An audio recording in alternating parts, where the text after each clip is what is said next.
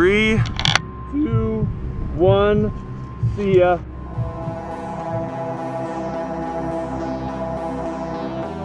Welcome back to Elemental Adventuring.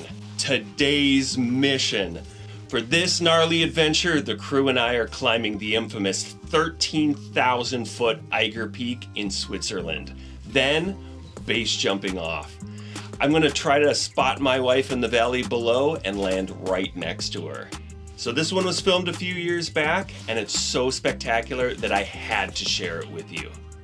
This mountain has the cutest little pet names, the Ogre and the Murder Wall, or Mordwand, as at least 64 people have died on this mountain since the 1930s, most of them while climbing the north face of this BASE, which we'll be sending her off of. We got lucky and got a weather window with warm temps, blue skies, and low wind. So we're climbing the Western Ridge route.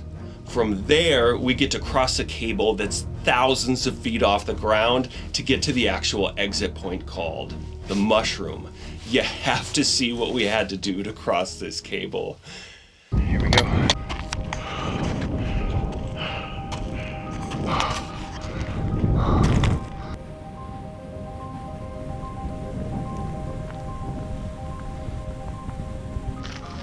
Our gear packs are about 50 pounds, and they contain all of our jumping gear as well as all of our mountaineering gear.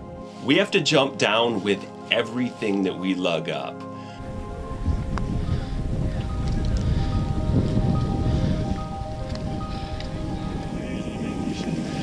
But don't worry, it's super sketchy. The whole way up, I had a super fun, hollow, dizzy feeling.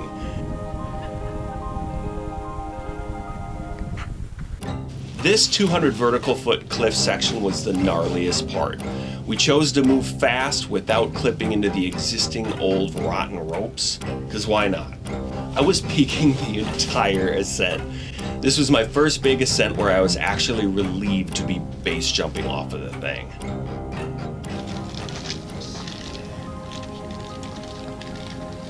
I tell you what, you earned the jump.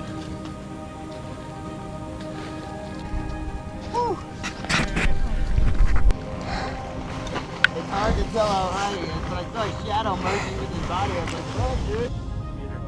Bill. Oh, made it up.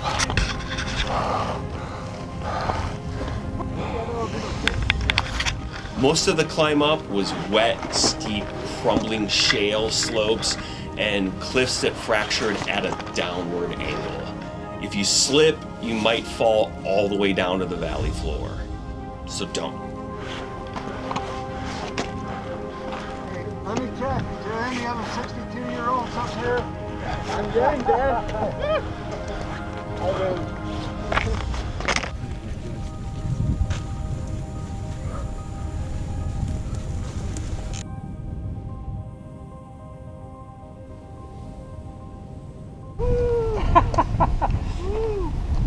Right is good. More like this. Yeah, basically, just like that. Towards that lake is a nice. All right. Yeah, or a bit to the right.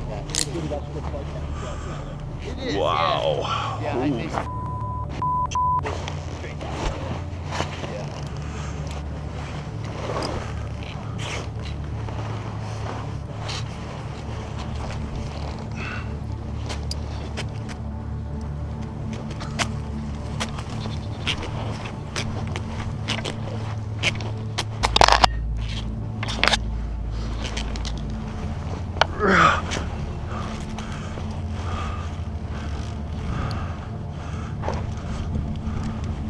Now you spent 2.5 hours walking up here.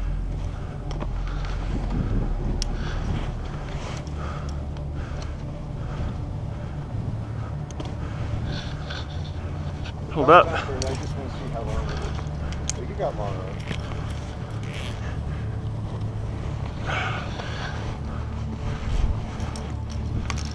The last person went to do it.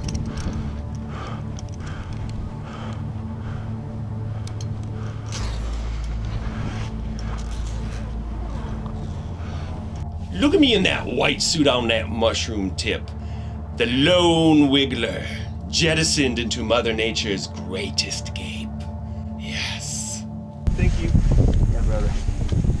We'll see you at the bar, huh? Or downstairs? Yeah. See you, dude. Yeah, Billy. Well, hold your hand out, Bill. Let's do that. Oh, yeah, hold that. Look at that. Yeah. Whoa, I'm not the only shaky one for once. Heck yeah. Direction? Yes, sir. Should I aim at that red overpass for the train bridge right there right now? Just Right. a little right at that. 3, 2, 1. See ya.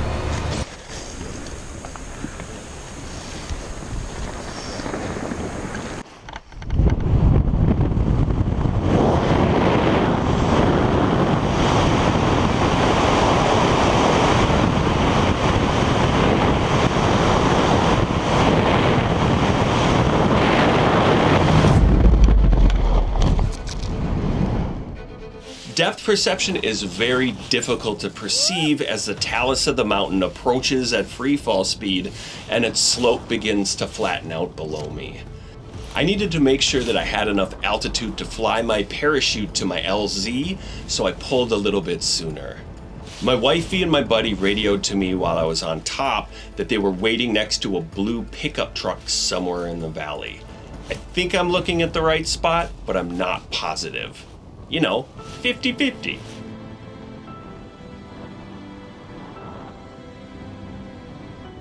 So I create a ton of drag in my giant baggy flight suit, so I may periodically need to ball up and get as small as possible to lower drag and gain ground speed.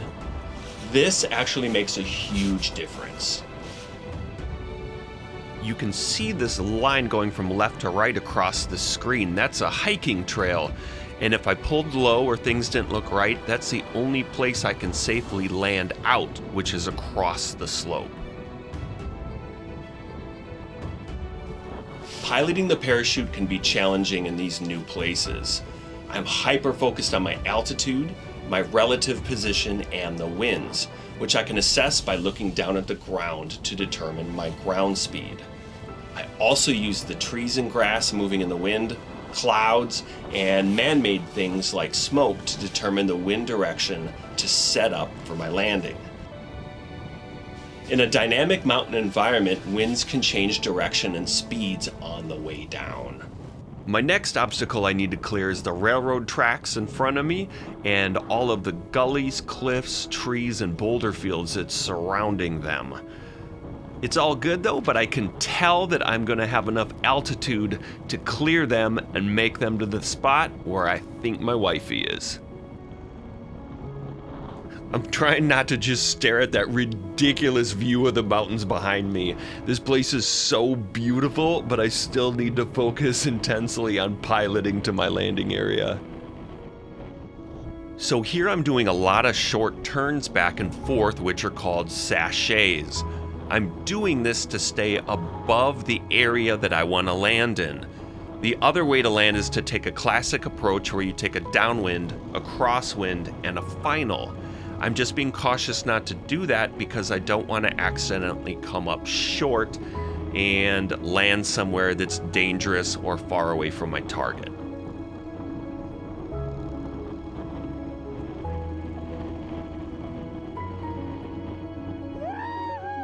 As strange as it sounds, when piloting our landing pattern, we're looking for the spot in the landscape that doesn't appear to move.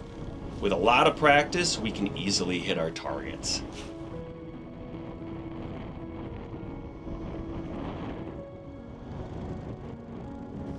Nothing impresses a wife more than having her wait all day in the hot sun on a random road while you climb the deadly peak looming above her with no fall protection, then base jump off and land next to her in cow poop.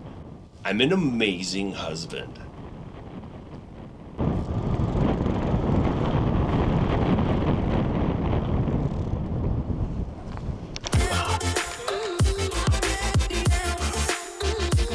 Oh, hey there, hun. Say hi, guys. What's up? It's what 3,000 feet of light looks like. It's extremos. Allegedly, for legal purposes. That is a myth.